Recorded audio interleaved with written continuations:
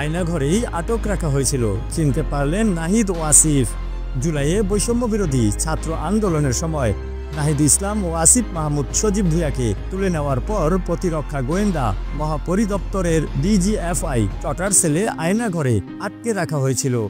আজ বুধবার অন্তর্বর্তী সরকারের প্রধান উপদেষ্টা ডক্টর মোহাম্মদ ইউনূসের সঙ্গে আয়নাঘর পরিদর্শনে গিয়ে ডিজিএফআই এর সেই 2 টটার সেল চিনতে পারার কথা জানিয়েছেন নাহিদ ও আসিফ। জুলাইয়ে বৈষম্য বিরোধী ছাত্র আন্দোলনের সময় নাহিদ ও আসিফকে সাদা পোশাকে তুলে নেওয়া হয়। আয়নাঘর পরিদর্শনের সময় নাহিদ জানায়, তাকে যে কক্ষে আটক রাখা হয়েছিল সেই কক্ষের এক পাশে টয়লেট হিসেবে একটি বেসিনের মতো ছিল।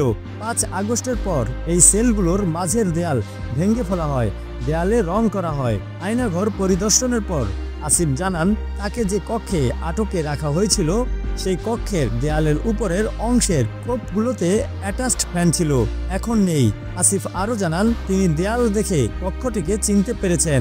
কক্ষটি আগে অনেক ছোট ছিল, এখন মাঝের দেয়াল ভেঙে বড় করা হয়েছে। ওই কক্ষে তাকে 4 দিন আটকে রাখা হয়েছিল।